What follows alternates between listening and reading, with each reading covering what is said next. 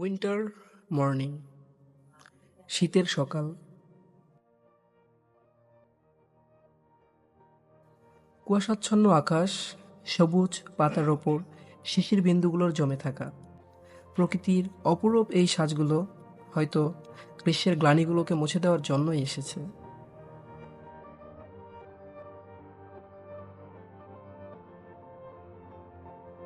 আঁকাবাঁকা পথগুলোকেও এদিন তাই লাগছিল অনেক সুন্দর।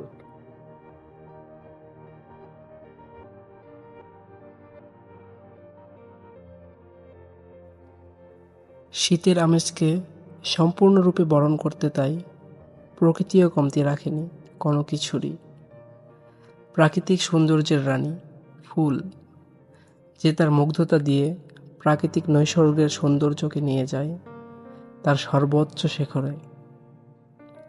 মনোমুগ্ধকর পাহাড়ি এই ফুলগুলোও তাই আমরা দেখতে পাই এই শীতকালীন সময়েই।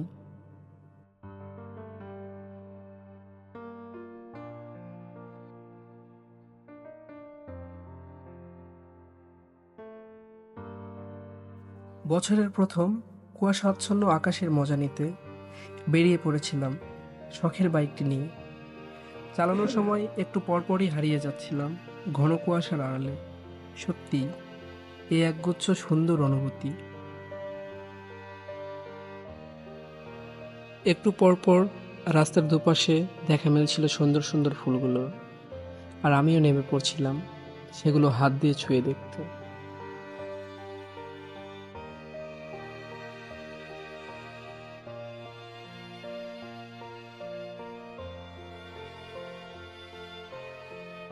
শীতকাল এমন একটি সময় যা আমাদের জীবনে এক বিশেষ আনন্দ নিয়ে আসে। শীতের সকালের কুয়াশা, গরম কাপড় এবং উষ্ণ খাবার আমাদের মনকে খুব সহজেই প্রফুল্ল করে তোলে। স্ক্রিনে দেখানো গাছটি নিশ্চয়ই সবাই প্রথম দেখাতেই চিনতে পেরেছেন। হ্যাঁ, ছাতিন ফুলের গাছ এটি। এই ফুলের কড়া মিষ্টি সুগন্ধ মন কেড়ে নেবে যে কোনো প্রকৃতিপ্রেমী মানুষের। শীতের আগমনের সাথে সাথে খেজুর গাছগুলোকেও প্রস্তুত করা হয় রস আহরণের জন্য।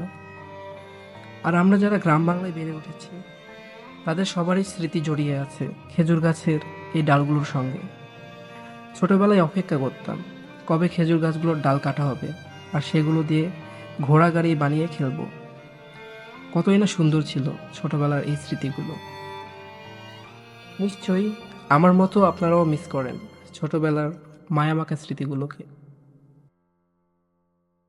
পথ চলতে চলতে হঠাৎ করে চোখে পড়ে গেল কতগুলি পাখির ঝাঁক। দৃশ্যটি সত্যই চোখ জোড়ানোর মতো ছিল।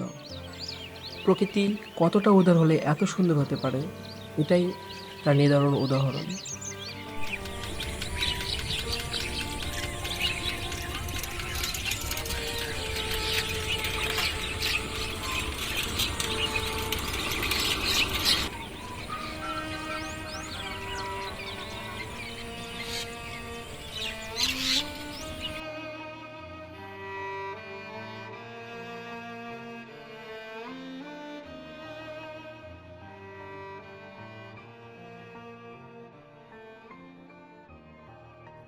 উদীয়মান সূর্যের সাথে সাথে আমিও পৌঁছে গিয়েছিলাম আমার গন্তব্যে। পৌঁছেই দেখি মাঝি দাদু বসে আছে তার বইটাটি হাতে নিয়ে। নদীর বুকে রাজহাঁসগুলোর আপন মনে কেটে চলা সাঁতার দেখতে দেখতে বিদায় নিচ্ছি আজকের এই ভিডিও থেকে। আবারও দেখা হবে আপনাদের সাথে নতুন কোনো সৌন্দর্যে ঘেরা ভিডিওতে। ভালো থাকবেন সবাই, ভালো রাখবেন আপনাদের প্রিয় মানুষগুলোকে। ধন্যবাদ।